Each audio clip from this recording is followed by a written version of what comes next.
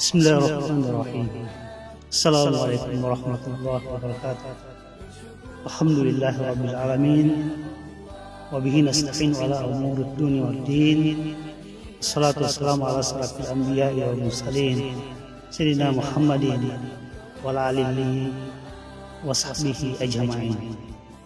Syukur alhamdulillah kita masih diberikan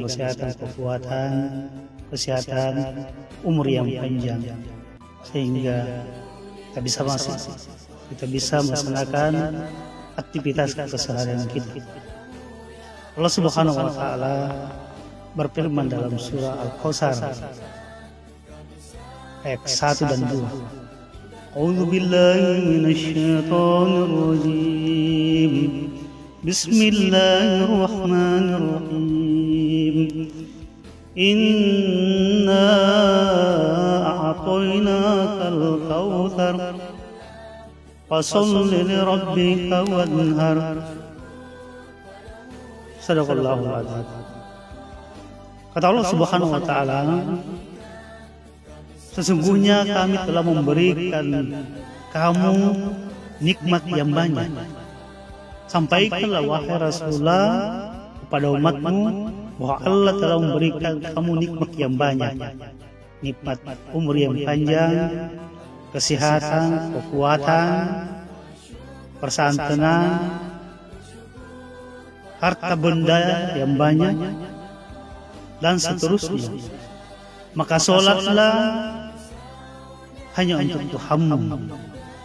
Jangan pernah meninggalkan sholat, jangan pernah melalaikan sholat dalam keadaan sibuk bagaimanapun, dalam keadaan capek bagaimanapun.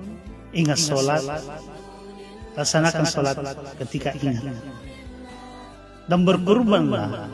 Kurban artinya mendekatkan diri kepada Allah Subhanahu wa taala.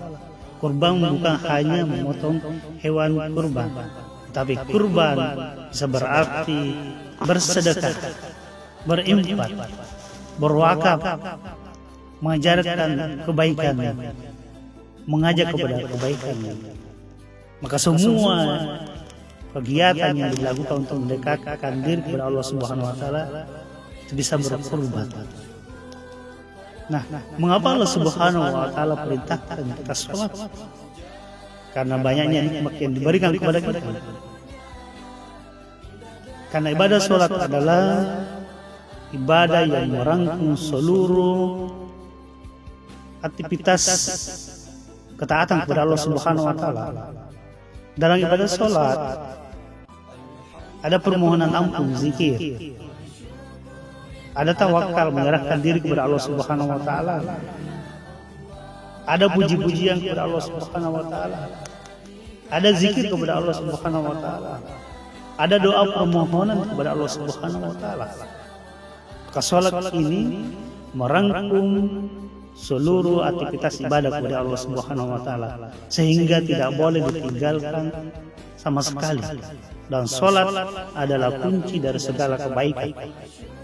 Salat adalah kunci kesuksesan, kesejahteraan, keselamatan dunia dan akhirat. Salat adalah kunci untuk mencapai keselamatan di akhirat, untuk mendapatkan berbagai amalan yang kita lakukan. Karena salat adalah kunci dari semua kebaikan yang pernah kita lakukan. Nah, karena pentingnya ibadah salat, kata Rasulullah SAW, man nasiya sholatan, siapa yang lupa sholatnya, kata Rasulullah, fal yusolli idza dzakaraha, maka hendaklah dia sholat ketika dia mengingatnya. La kaffara laha illa dzalika, tidak ada yang bisa menggantikan sholat kecuali sholat itu sendiri.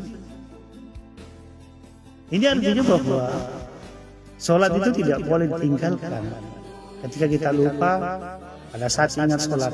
Ketika kita tertidur, begitu bangun, ingat sholat.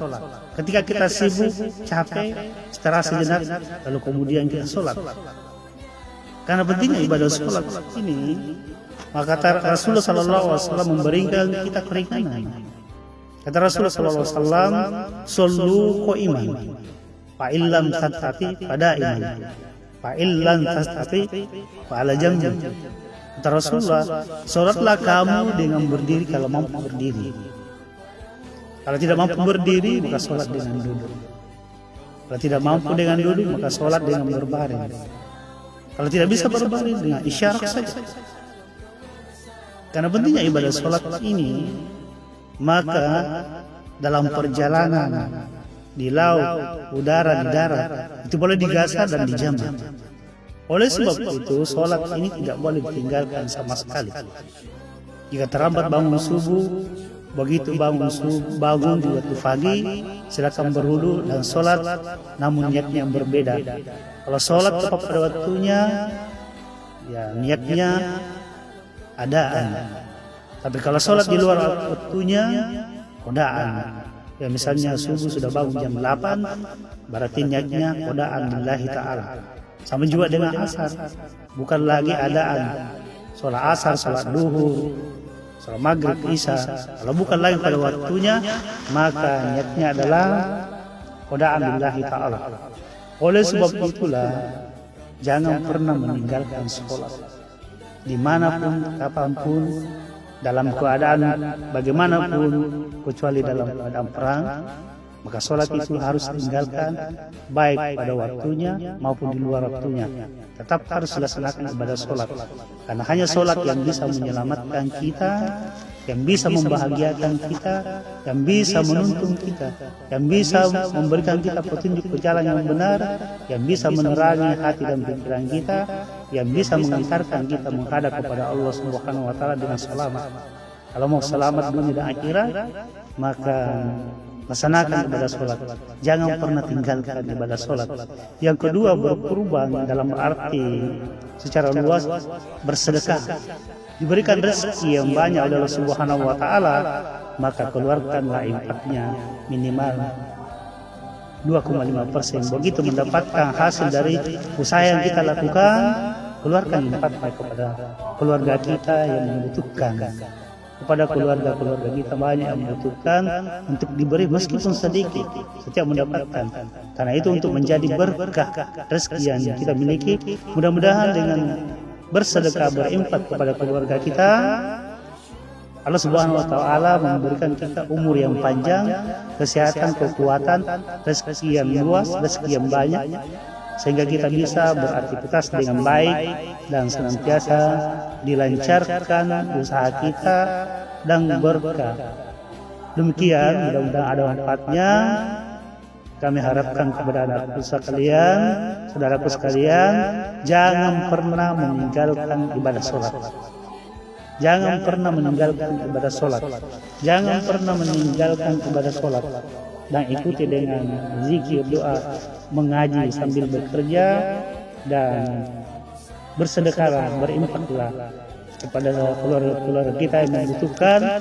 Mudah-mudahan dengan jalan itu Allah panjangkan umur kita, sehatkan kita, kuatkan kita, dan senantiasa bisa bekerja mencari rezeki yang halal.